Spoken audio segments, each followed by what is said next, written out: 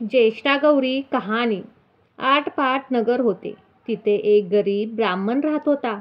पुढे भाद्रपद महिना आला. घरोघरी लोकांनी गौरी आणल्या. हे ब्राह्मणाच्या मुलांनी पाहिले. मुले घरी आली. आईला सांगितले, आई आई, आपल्या घरी गौरी आण. आई म्हणाली, बाळांनो, गौरी आणून काय करू? तिची पूजापत्री केली पाहिजे. घावट्याचा नैवेद्य दाखवला पाहिजे. आणि आपल्या घरात तर काहीच नाही. तुम्ही ह्याच्याजवळ जा, बाजारातले सामान आणायला सांगा. सामान आणले म्हणजे गौरी आणीन. मुले तेथून उठली. बापाकडे आली. बाबा बाबा, बाजारात जा, घावन घाटल्याचे सामान आणा, म्हणजे गौराई घरी येईल. बापाने घरात चौकशी केली. मुलांचा नाद ऐकला. मनात फार दुःखी झाला. सोन्यासारखी मुले आहेत, पण त्यांचा हट्ट पुरवता येत नाही. गरिबीपुढे उपाय नाही. मागायला जावे तर मिळत नाही. त्यापेक्षा मरण बरे म्हणून उठला.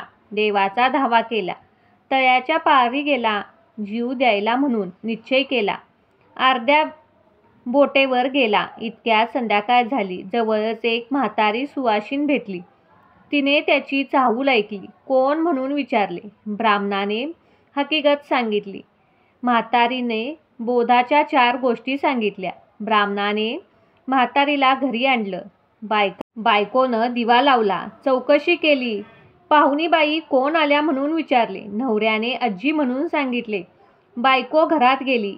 आंबील करता करता कन्या पाहणं लागली. तो मडके आपले कन्यानी भरले दृष्टीस पडले. तिला मोठे नवल वाटले. ही गोष्ट तिने आपल्या नवऱ्याला सांगितली. त्याला मोठा आनंद झाला. पुढे पुष्कळ पेच केले. सगळ्यांनी पोटभर खाल्ली. सगळी जण आनंदाने निजली. सकाळ झाली तशी म्हातारी ब्राह्मणीस हाक मारली. मुला मुला, मला न्हाऊ घालायला सांग. म्हणू लागली, घावन घाटले देवाला कर, नाही काही म्हणू नकोस, रड काही गाऊ नकोस. ब्राह्मण घरात गेला. म्हणाला, अगं अगं, ऐकलंस का? आजीबाईला न्हाऊ घाल असे म्हणून आपण उठून भिक्षेस गेला. भिक्षा पुष्कर मिळाली. सपाटून गूळ आणला. मग सगळे सामान आणले. ब्राह्मणाला आनंद झाला. बायकोने स्वयंपाक केला. मुलाबाळांना सुद्धा पोटभर जेवली. म्हातारी ब्राह्मणीस हाक मारली. उद्या जेवायला खीर कर म्हणून सांगितले. ब्राह्मण म्हणाला, आजी आजी, दूध कोठे आणू? तशी म्हातारी म्हणाली, तू काही काळजी करू नकोस. आता उठ. आकणं तुझ्या जितक्या गाई म्हैशी पाहिजे तितके खूट पूर, तितक्या दावी बांध. संध्याकाळी गोरजमुहूर्तावर गाई म्हैशींचे नाव घे, हाक मार, म्हणजे त्या येतील. तुझा गोटा भरेल. त्यानंच तू दूध काढ. ब्राह्मणाने तसं केले. गाई म्हशींच्या हाका मारल्या. वासरे सुद्धा धावत आलीत. ब्राह्मणाचा गोटा गाई म्हशीने भरून गेला. ब्राह्मणाने त्याचं दूध काढलं.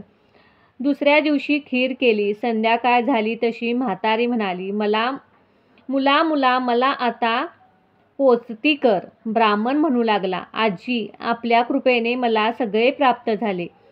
आता तुम्हाला पोचत्या कशा करू? तुम्ही गेला म्हणजे सर्व काही नाहीसे होईल. म्हातारी म्हणाली, तुला काही कमी पडणार नाही. ज्येष्ठा गौर म्हणतात ती मीच. मला आज पोचती कर. ब्राह्मण म्हणाला, हे दिलेले असेच वाढावे असा काही उपाय सांगा. तिने आपले व्रत सांगितले. भादव्याच्या महिन्यात तळ्याच्या पारी जावे. 2 खडे घरी आणावेत.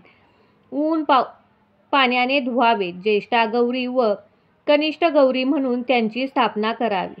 त्याची पूजा करावी. दुसरे दिवशी घावन गोड करावे. तिसरे दिवशी खीरपोळीचा नैवेद्य दाखवावा. सुवासनीची ओटी भरावी. जेवू घालावे. संध्याकाळी हळदी कुंकू वाहून बोलवण करावं, म्हणजे अक्षय सुख मिळते, संपत्ती मिळते. ही 7 उत्तराची कहाणी. 5 उत्तरी म्हणजेच अक्षय सुख मिळते,